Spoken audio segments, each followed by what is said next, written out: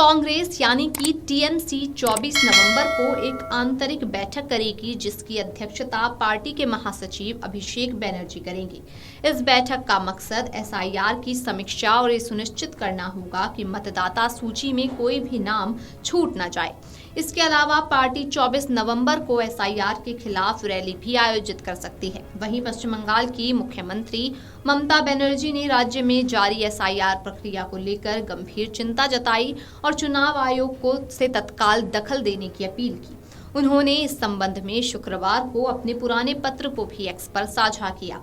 उन्होंने इस पूरी प्रक्रिया को योजना विहीन, अव्यवस्थित और खतरनाक बताया। ममता बनर्जी ने कहा कि प्रशिक्षण की कमी, जरूरी दस्तावेजों को लेकर स्पष्ट जानकारी न होना और मतदाताओं से उनकी कामकाजी दिनचर्या के बीच मिल पाना लगभग असंभव होना, इन सभी वजहों से ये प्रक्रिया ठीक से चल ही नहीं पा रही है। मुख्यमंत्री ने इससे एक दिन पहले यानी कि गुरुवार को भी मुख्य चुनाव आयुक्त ज्ञानेश कुमार को पत्र लिखा था। इसमें उन्होंने कहा था कि प्रशिक्षण में गंभीर कमी, जरूरी डॉक्यूमेंट्स को लेकर स्पष्टता न होना और लोगों की रोजमर्रा की जीविका के चलते उनसे समय पर मुलाकात न हो पाना, इन सब ने इस प्रक्रिया को शुरू से ही कमजोर और अस्थिर बना दिया है। अपने ताजा पत्र में ममता बनर्जी ने लिखा कि राज्य में चल रही एसआईआर प्रक्रिया बेहद चिंताजनक स्थिति में पहुंच गई है। उन्होंने कहा कि इस प्रक्रिया को अधिकारियों और आम लोगों पर जिस तरह थोपा जा रहा है वो न सिर्फ अव्यवस्थित है बल्कि खतरनाक भी है। उन्होंने आरोप लगाया कि शुरू से ही तैयार योजना और स्पष्ट निर्देशों की कमी रही, जिससे पूरा काम प्रभावित हुआ। मुख्यमंत्री ने बताया कि बूथ स्तर के अधिकारी यानी बीएलओ भारी दबाव में काम कर रहे हैं। उन्होंने ऑनलाइन डेटा भरने में दिक्कतें आ रही हैं, सर्वर ठीक से काम नहीं कर रहा और प्रशिक्षण भी पर्याप्त नहीं दिया गया। उन्होंने कहा कि इतनी भारी जिम्मेदारी, कम समय और तकनीकी दिक्कतों की वजह से मतदाता डेटा गलत होने का खतरा बढ़ जाता है। ये स्थिति लोकतांत्रिक प्रक्रिया के लिए बेहद गंभीर चुनौती है। उन्होंने आगे कहा कि बीएलओ इंसानी सीमा से बाहर जाकर काम कर रहे हैं। कई बीएलओ शिक्षक और अग्रिम मोर्चा के कार्यकर्ता भी हैं, जिन्हें अपनी नियमित ड्यूटी के साथ साथ घर घर सर्वे और ऑनलाइन फॉर्म भरने का काम करना पड़ रहा है। प्रशिक्षण की कमी, सर्वर की गड़बड़ियों और बार बार डेटा मैच न होने की वजह से उन्हें लगातार दिक्कतों का सामना भी करना पड़ रहा है।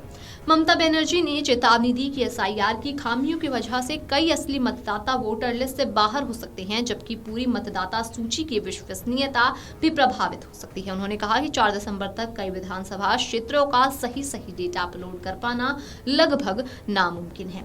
उन्होंने ये भी कहा कि दबाव में कई बीएलओ गलत या अधूरा डेटा जमा कर सकते हैं, जिससे सही मतदाताओं का नाम सूची से हट भी सकता है।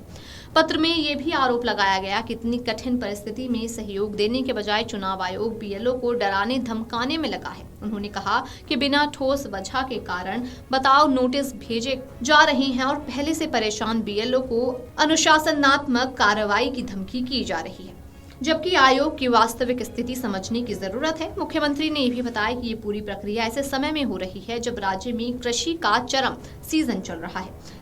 किसानों और मजदूरों के लिए इस दौरान इन प्रक्रियाओं में हिस्सा लेना बेहद मुश्किल है। इससे मतदाताओं के जुड़ाव पर भी असर पड़ रहा है। वहीं विधानसभा में नेता प्रतिपक्ष शुभेंदु अधिकारी ने एसआईआर को लेकर मुख्यमंत्री ममता बनर्जी की ओर से चुनाव आयोग को भेजे गए पत्र के जवाब में चुनाव आयोग को अपना पत्र सौंपा है। गुरुवार को लिखे अपने इस पत्र में अधिकारी ने आरोप लगाया कि ममता बनर्जी का संदेश चुनाव आयोग के संवैधानिक अधिकार को कमजोर करने की सोची समझी कोशिश है। उन्होंने दावा किया कि इस पत्र का मकसद चुनाव अधिकारियों के बीच भ्रम फैलाना और उन मतदाताओं को बचाना है जिन्हें वे गैर कानूनी और अयोग्य बता रहे हैं।